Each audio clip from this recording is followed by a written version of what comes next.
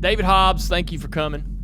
Usually, Thank David. you for asking me. Yeah, usually I start at the beginning and ask the guests what their first race car was or what prompted them to get started in racing, but I don't want to do that today. I've got to get something off my chest, David. I was introduced to you not as a driver, but as a broadcaster. And not just any broadcaster, like a broadcaster that covered, in my opinion, what is the most important NASCAR broadcast that was ever and ever will be the 1979 Daytona 500. All right, David, I've watched that broadcast more than a dozen times. He has. I have. I ride around in my car with it, playing in the DVD player. He does. I have before I met my wife. It's what I would go to sleep listening to. Oh, my gosh. If they ever make time travel commercially available, I'm going to go to the 1979 Daytona 500, and then after that, I'm going to go back to 1979 and watch that race in my grandmother's living room with her, on a tube television, of course. That's right. Did you realize, I guess, in that moment, what you guys were a part of? You know, I don't think we did, although Ken Squire, who is really responsible for all of that, I still say every time I'm asked to speak on the subject, I always say that NASCAR should be paying Ken Squire $1 million a year because, I mean, he really did put NASCAR on the map. Absolutely. I joined CBS in 1976, and we did a bit of everything. You know, we did Formula One. We did we didn't do many sports car races. We did Le Mans once. And we did some NASCAR, but they were all to tape. So we used to go to the studio in the middle of the night in New York or Chicago, and we would put voiceover on NASCAR races, so they're obviously delayed, you know, a week or two delayed. Oh, yeah.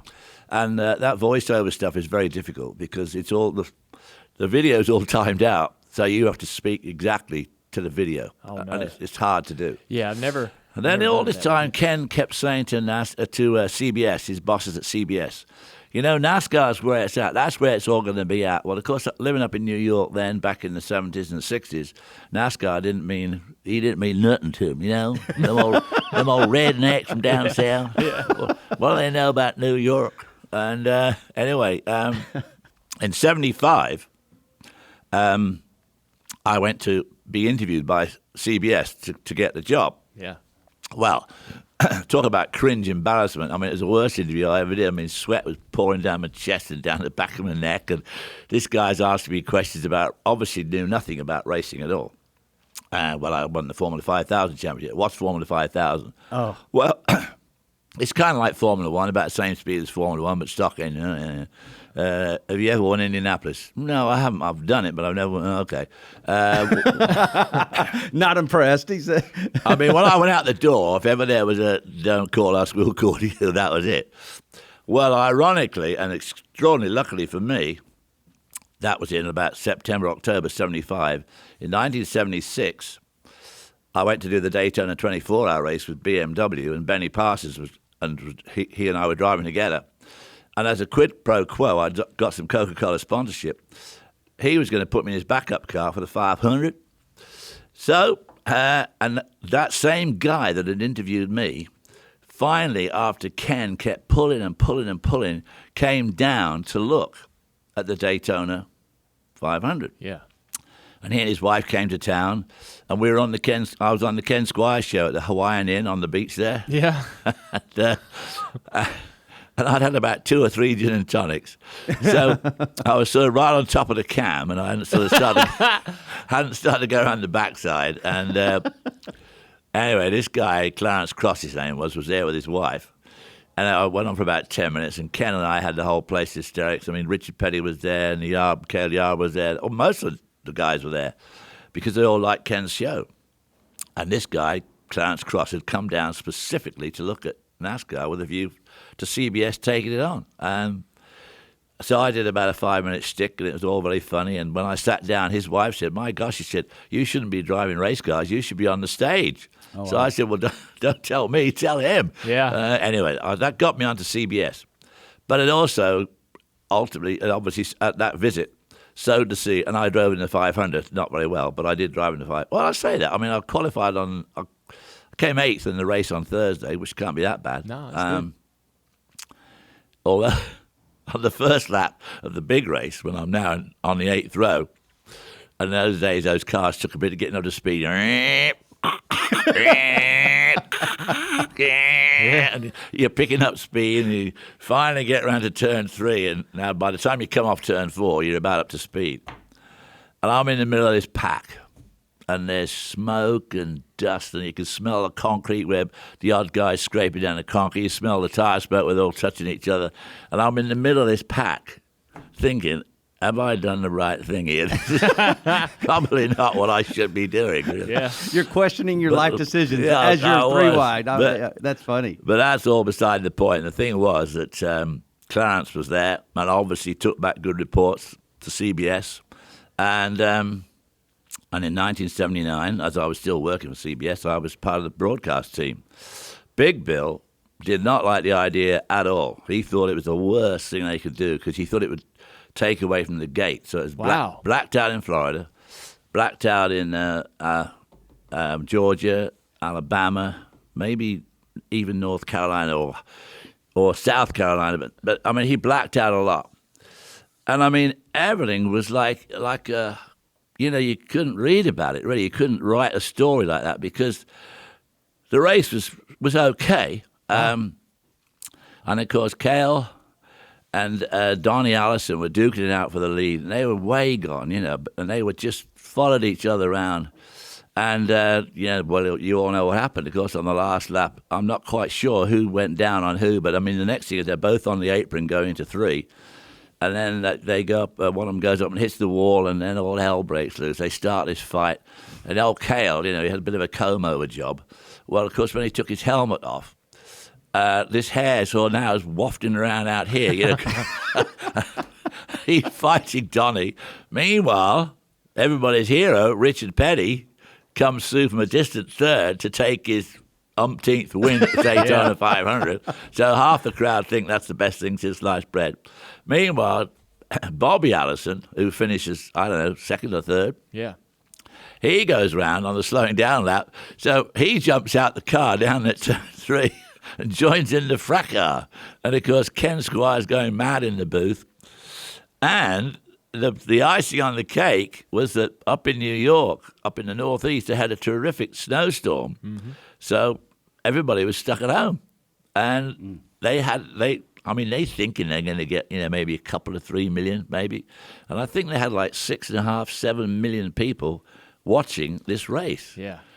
And the dramatic end was just, you couldn't read it, you couldn't write it. Yeah. And so did we know that, this was going to be like the absolute moment for, as it happened, it was the absolute turning point for NASCAR because then, CBS were going to do Talladega 500, the Michigan 400. Yep. And we always used to do the Charlotte race too, the 600. And it just transformed because then suddenly all the TV networks are knocking themselves over to do NASCAR. And as you say, I mean, it was really the quintessential moment for NASCAR. It just put them right on the map. Yeah. I wonder, as a broadcaster, so back in those days, obviously we cover the practices and the qualifying, and I remember even just some short time ago, practices and qualifying, they weren't on TV. But I know that there's a lot of preparation that goes into broadcasting a race, and I'm certain that in that moment you and Ken were both making sure that you had every I dotted and every T crossed throughout the week. So you're at Daytona for Speed Weeks, getting ready to broadcast that race. What's your preparation like? It was a big deal. I mean, CBS really did push the boat out. I mean, they didn't mess about. Our director was Mike. He used to do. He was one of the top baseball guys. Everybody was new to racing, and the production levels were very high. We had hundreds, a big crew, and what was then regarded as a lot of cameras, but probably by today's standards, it would be pretty weak. Obviously, we didn't have any onboards then. That was to come. There was one. Benny Parsons had the onboard, and it sort of half worked. Yeah, well, and he fell out with some mechanical problems, but that thing was huge and weighed Yeah. several hundred pounds. Well, that was the thing, and the teams were very reluctant to put them in because Right, they sure. weighed a lot. And of course, the guys putting them in, the crews putting them in, it took a lot of time. And of course, the crews, the Right. car crew didn't like that at all because it really did. It was pretty time consuming. They still don't. That's true. Dale Jr.'s got stories with Tony Uri about the getting mad about those cameras. Yeah. Of course, But the anyways. expertise for those cameras then, funny enough, didn't come from here. It came from Australia. Really? Channel 7 in Australia that Lee Diffie used to work with. They had some guru, and they put them in their cars in the Bathurst 1000, which is a sedan car race around this big mountain circuit just outside Sydney. And these were the guys that were doing that. And then when we really got serious about it, a couple of years later, we had one in Cale's car. And these guys, all through practice, they're saying, we got this funny kind of feedback. And we don't know what it is. We looked at all the wiring, and we looked at this, and we looked at that, and go out again. And, God, it's still there. What the hell is it? It's some sort of feedback.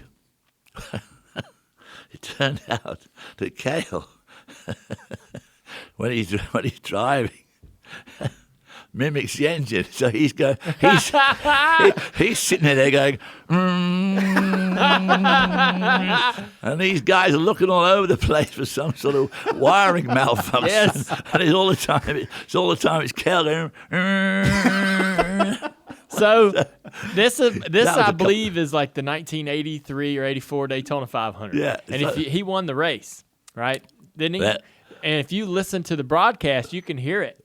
You can hear Cale in there going. Yeah. Well, there you go. But the first year they just didn't know what the hell it was. I don't think that anybody to this day. I mean, I don't know that I've ever heard that story told publicly. Like Dillner, you're a historian, and you've never heard that Cale That's the first time. Yarborough mimicked the engine entirely, Causing the producers all kinds of imagine chaos. his whole career. I wonder what he did on the short tracks. That's hysterical. What did he do for the brakes? Right.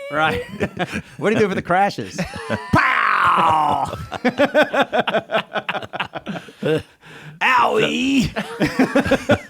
Yeah, owie, yeah. Yeah, but so if you get back to that '79 Daytona race, you just said at the beginning that those people in New York just look at NASCAR, some southern rednecks, just a bunch of rednecks down there. After the race, did you go, "Yep, that's about what we saw"? It's a bunch of rednecks fighting on the infield. Whatever they obviously they enjoyed the fight, probably more than the race. Most rednecks do. But I mean, as far as CBS were concerned, I mean, it just changed their whole outlook to the whole thing. And of course, the racing itself by then was actually pretty sophisticated. The cars were getting. I mean, I drove that car of Benny's. They were a bit basic then, but nowadays, I mean, they're just so state of the art. I mean, you guys actually, I think NASCAR spend more time in the wind tunnel than Formula One. Yeah. Because the car is supposed to look kind of like the real thing, and you want to eke out that extra tenth of a second. Extra tenth over the 2.5 miles by some sort of aero work. Right. It's difficult to achieve, so they have to spend hours in the wind tunnel, a little bit of a tweak here, a bit of a tweak there, but they're still going to fit the template and all that other stuff. So, obviously, these days, I mean, it's incredibly sophisticated because you've had to go look at the times and the speeds and that sort of stuff to realize that this is real racing. And and CBS got it, and like I say, they jumped right in on it, and we did quite a few of the other races, including It gradually wound down until they only did Daytona, Talladega 500 in August, and the Michigan 400. Yeah. And we did that and I worked for them. I did 17 500s and 17 Michigans and 17. I was in the booth for about 10 years, and then I was replaced, and they put me in the pits, which is not really my deal. Because to be in the pits, you really need to be a reporter. I'm not a reporter. I'm a driver. So so that wasn't. I understand exactly what you're talking about. That wasn't my place, really. Yeah. We get to with NBC. There's a couple of weekends where they'll stick me in the garage for a practice or two, just to make sure I remember how hard that job is.